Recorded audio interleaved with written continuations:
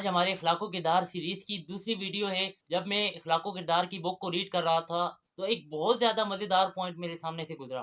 وہ یہ تھا کہ جب تم بڑوں میں بیٹھو تو ان سے کچھ سیکھو، اور جب تم چھوٹوں میں بیٹھو تو انہیں کچھ سکھلاؤ۔ ناظرین، بہت زیادہ مزیدار پوائنٹ ہے۔ اگر ہم اسے سمجھیں، اس پر عمل کریں تو ہماری زندگی میں نالج بہت بڑھ سکتا ہے۔ ہمیں ایسی ایسی باتیں پتہ لگ سکتی ہیں۔ بڑوں نے گزرے ہوئے زمانے کو باریکی سے دیکھا ہوتا ہے، اپنی آنکھوں سے دیکھا ہوتا ہے۔ ناظرین دیکھیے، میری عمر 16 سال ہے، آپ کی 17 ہوگی، کسی کی کیا ہوگی، کسی کی کیا ہوگی، لیکن انہوں نے کرونا کو باریکی سے دیکھ لیا ہے۔ انہوں نے کرونا کی ہر ایک چیز کو دیکھا ہے۔ جب کرونا آیا تھا تو کن کن ملکوں میں زیادہ آیا تھا، کون کون لوگ اس سے زیادہ متاثر ہوئے تھے، کس قسم کے لوگ اس کرونا کی وبا سے مر گئے تھے یا کون سے بچ گئے تھے، ریکور کر گئے تھے۔ ناظرین، ہم نے یہ ساری اپنی آنکھوں سے چیزیں دیکھی ہیں، سنی ہیں اور اس کو آبزرو کیا ہے۔ لیکن یہی کرونا کو 10 سال بعد، 15 سال بعد بکس میں پڑھایا جائے گا، نصاب میں شامل کر دیا جائے گا اور بتایا جائے گا کہ یہ اس قسم کی وبا تھی، اس میں یہ ہوا تھا۔ یہ ہمیں پتہ ہے، لیکن ان لوگوں کو نہیں پتہ ہوگا جو اس وقت پیدا ہوں گے یا جو ابھی پیدا ہوئے ہیں۔ انہیں کیا پتہ ہے کرونا کیا ہے؟ جو 5 سال بعد پیدا ہوں گے انہیں کیا پتہ ہے کرونا کیا ہے؟ لیکن ہمیں پتہ ہے، کیونکہ ہم نے اس کو اپنی آنکھوں سے دیکھا ہے، سنا ہے، آبزرو کیا ہے۔ ہم اچھی طریقے سے جانتے ہیں کہ کرونا کیا ہے، کرونا کہاں سے آیا تھا یا کرونا کہاں تک گیا، اس کی علامات کیا تھی، اس کا علاج کیا تھا، ویکسین کن کن لوگوں کو لگائی گئی تھی۔ یہ ساری چیزیں ہم نے دیکھی ہیں اور ہم آنے والی نسل کو اچھی طریقے سے بتا سکتے ہیں۔ اسی طرح جو ہمارے بڑے ہیں، انہوں نے اس معاشرے کو، اس پاکستان میں ہونے والے حالات کو اپنی آنکھوں سے دیکھا ہے۔ انہیں بہتر پتہ ہے کہ کون سی چیز کہاں پر اور کیسے ہوئی تھی۔ انہیں بہتر یہ پتہ ہے کہ کیا چیز اچھی ہے اور کیا بری ہے۔ تو جب ہم بڑوں میں بیٹھتے ہیں تو ہمیں بہت زیادہ تحریک ملتی ہے، ہمیں بہت زیادہ نالج ملتا ہے کہ پچھلے گزرے ہوئے زمانے میں کیا کیا چیزیں ہوئی تھی۔ ہمیں ایک انسان ان ایکسپریشنز کے ساتھ بتاتا ہے، ان تاثرات کے ساتھ بتاتا ہے کہ 1965 کی جنگ میں کیا ہوا تھا، کس طرح انڈیا ہمارے ملک میں گھس آیا اور اس وقت کے فوجیوں نے کس طرح بہادری سے ان کا مقابلہ کیا اور انہیں شکست دی اور خود فتح حاصل کی۔ یہ ساری چیزیں کون بتاتا ہے ہمیں؟ یہ بڑوں سے ہمیں بہت اچھے طریقے سے سننے کو ملتی ہیں۔ لیکن ہم جب نصاب میں پڑھتے ہیں ہمیں اس طرح سے اس چیز کو آبزرو کرنے کا موقع نہیں ملتا۔ لیکن جب ہم بڑوں کے ساتھ بیٹھتے ہیں، ہم اپنے ٹیچر سے سنتے ہیں تو ہمیں بہتر پتہ لگتا ہے کہ 1965 والے دن دراصل ہوا کیا تھا۔ لیکن جب آپ اپنے بڑوں میں بیٹھیں تو ان سے کچھ سیکھیں۔ ہمارے اندر تو ایک کمزوری ہے کہ جہاں پہ ہمیں کچھ سکھایا جاتا ہے تو ہمیں لگتا ہے یار یہ نصیحت ہو رہی ہے، اور نصیحت پتہ نہیں کیوں اس معاشرے میں رہنے والی جنریشن کو، نئی جنریشن کو کیوں بری لگتی ہے۔ ہر نوجوان کیوں نصیحت کو برا سمجھتا ہے؟ ہم کیا کہتے ہیں، یار یہ جو بول رہے ہیں نا وہ ہمیں پتہ ہے، جو ہمارے ساتھ ہوگا ہم خود دیکھ لیں گے، جو ہوگا دیکھا جائے گا، ہم یہ بولتے ہیں نا۔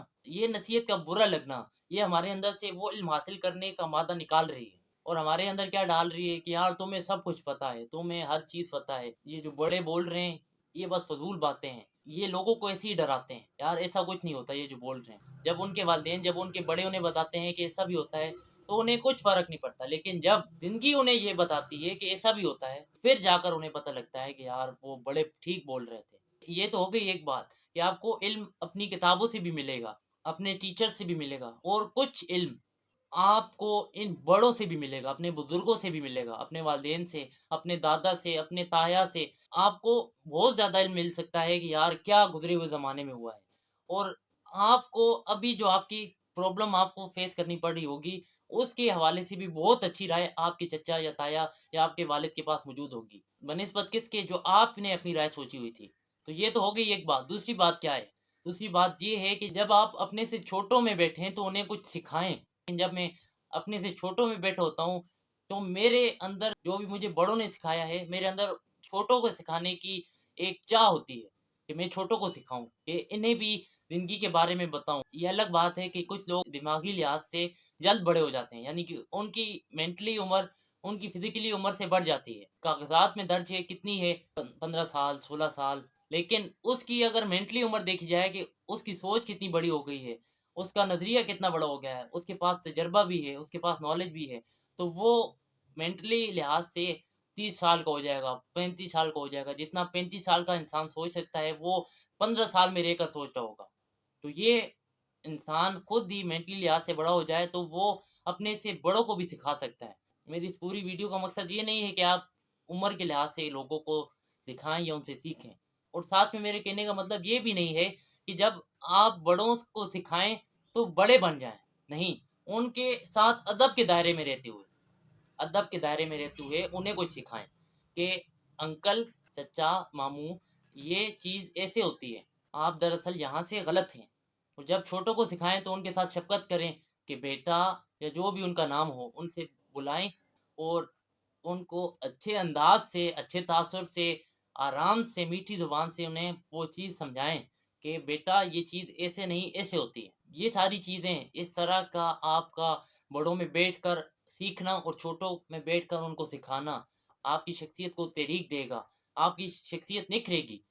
बड़ों से सीखकर, छोटों को सिखाकर। जब आप किसी से सीखेंगे तो उसकी नज़र में भी अच्छे होंगे।